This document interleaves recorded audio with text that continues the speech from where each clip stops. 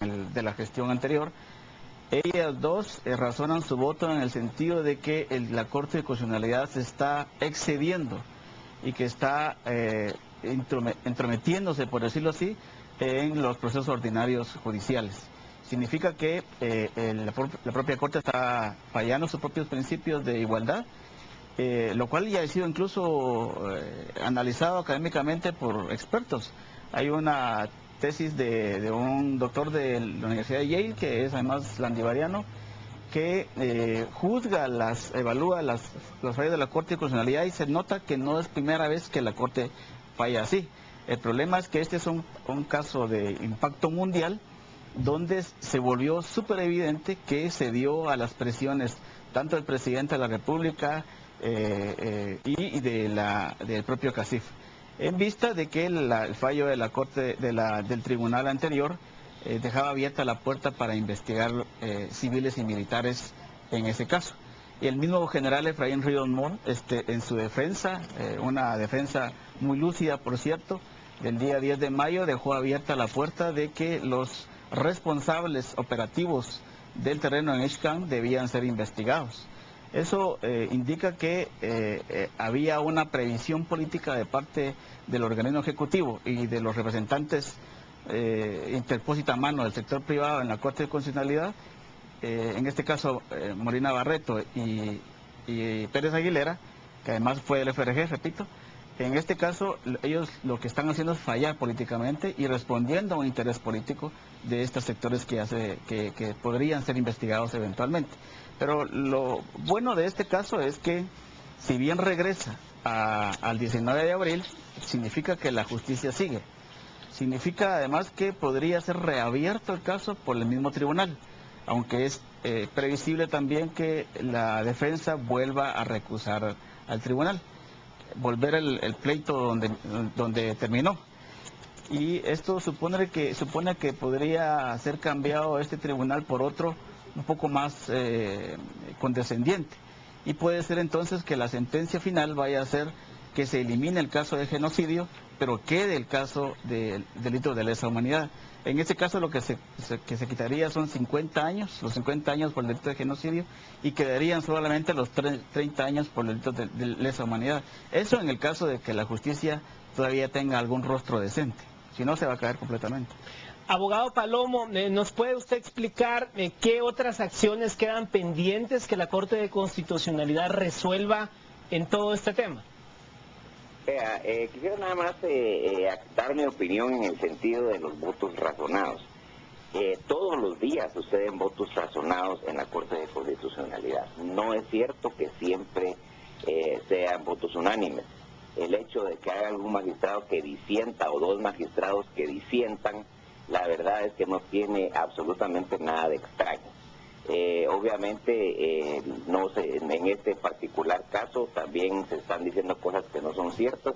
El licenciado Héctor Hugo Pérez Aguilera fue funcionario político, pero del gobierno de Álvaro Arzú. Él fue fiscal general en el caso de Álvaro Arzú, y hasta donde yo recuerdo jamás ha sido del Frente Republicano Guatemalteco, aunque si así lo hubiera sido tampoco tendría nada de malo. Todo el mundo tiene derecho de estar en algún partido político. Me decía, acciones que debemos los defensores todavía discutir y plantear. Hay que recordar que todavía hay una resolución vigente de la licenciada Carol Patricia Flores que retrotrae este proceso hasta noviembre del año 2011. Eso está pendiente de ser discutido y resuelto por la Corte de Constitucionalidad aún.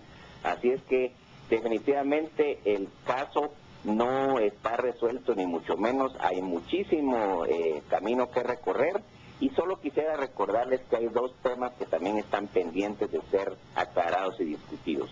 Uno es la prescripción de los delitos. Estos delitos, si es que en algún momento los cometió alguien, están prescritos porque transcurrieron más de 20 años. Y el tema de las amnistías, que también es algo que ya está planteado y que depende de ser discutido aún. Abogado, solo una última duda.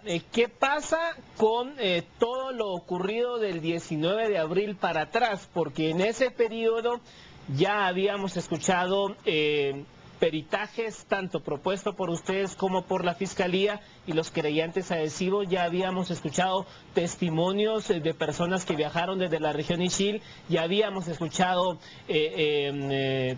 pruebas y testimonios también propuestos por ustedes. ¿Qué pasa con todo eso que pasó antes del 19 de abril?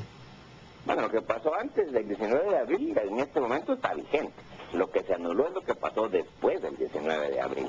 Sin embargo, como les repito, aún penden acciones que podrían retrotraer este proceso hasta la fase de investigación o el procedimiento intermedio, en cuyo caso sí quedaría anulado absolutamente todo lo que pasó en el debate.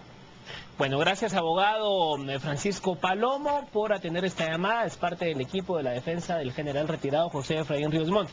Álvaro, ¿cómo quitarnos esta idea? Uno ahorita revisa cables de prensa internacional y somos portada en la mayoría de medios de Latinoamérica. ¿Cómo quitar esta idea de que en Guatemala la política se politiza? La justicia se politiza. La justicia se politiza, me parece. Sí, lo que pasa es que este sistema es bastante oligocrático y luego tenemos un diseño institucional, decía al principio, en el que la Corte de Constitucionalidad prácticamente es el poder absoluto, bajo antidemocrático porque no fue electo por nadie, pero bajo su cobertura a partir del artículo 272 de la Constitución y de la Ley de Amparo, Exhibición Personal y Constitucionalidad, prácticamente todos los poderes del Estado quedan subordinados, incluyendo el área judicial, el Congreso de la República, los derechos individuales, etcétera. Todo queda bajo subordinado a eso. Eso es un diseño muy perverso que eventualmente habría que modificar en una reforma constitucional.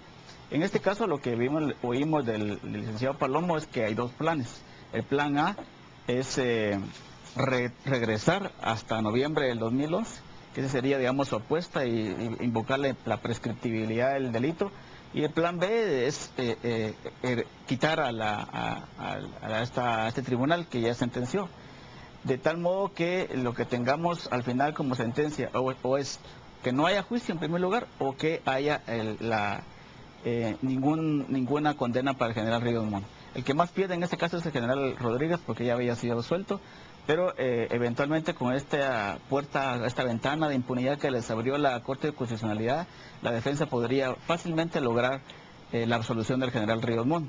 Esto sigue hablando de que en la contienda entre justicia e impunidad en Guatemala, la impunidad sigue venciendo, principalmente por los factores de poder, y en este caso porque estaban directamente involucrados el presidente de la República, con el seudónimo de Tito Arias, involucrado por el mismo general Ríos Montt durante su defensa, y el CACIF que logró arrastrar tras de sí a Belmilgua y a otros sectores recalcitrantes.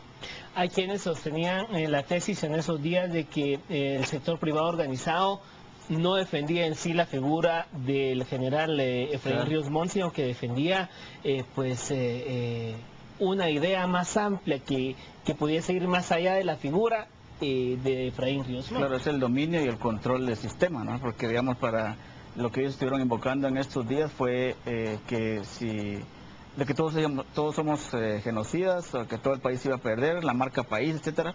Pero en general es su propia reputación. La oligarquía guatemalteca tiene una mala reputación a nivel internacional, pésima, donde uno va, siempre le hablan a uno de esta oligarquía criolla, blanca, racista, discriminatoria, etcétera, que al final se convierte en una trampa de desarrollo en este país. Y estos datos, estas injerencias en el proceso judicial lo vuelven a confirmar una y otra vez. Lo bueno es que ese es un poder que se está minando cada vez más. El hecho que hayan habido 2 votos razonados en un caso de impacto mundial habla muy bien de que en este país no tienen el poder absoluto, que no hay una opinión absoluta favorable a ellos y que todo es posible si en minoría y con la ventaja moral se puede seguir avanzando. Finalmente, Álvaro, algo que sí es cierto también, los testimonios ahí están. El juicio se retrotrae a una fase donde ya habíamos escuchado testimonios, peritajes. ¿Pudiese existir una condena exactamente igual o revertirla? Pero al final los testimonios hay que darle la validez en el contexto. Debería, sí, ya se dieron. Es una prueba sólida, digamos. Lo que yo sí creo es que la defensa y los sectores de poder se van a ir por tener un tribunal más condescendiente, más laxo. Pero lo que queda la ventana de oportunidad para la justicia es que en materia de derechos humanos todo el mundo es un tribunal. Así que el mismo presidente de la República y otros involucrados en ese caso seguramente tendrán a Guatemala como una gran cárcel. Bueno, gracias Álvaro Velázquez por haber estado con nosotros hablando acerca, me indica, aquí estamos, hablando acerca de esta resolución de la Corte de Constitucionalidad. Hoy seguramente habrán más repercusiones en torno al caso. Pasamos ahora con Carolina, que tiene más información.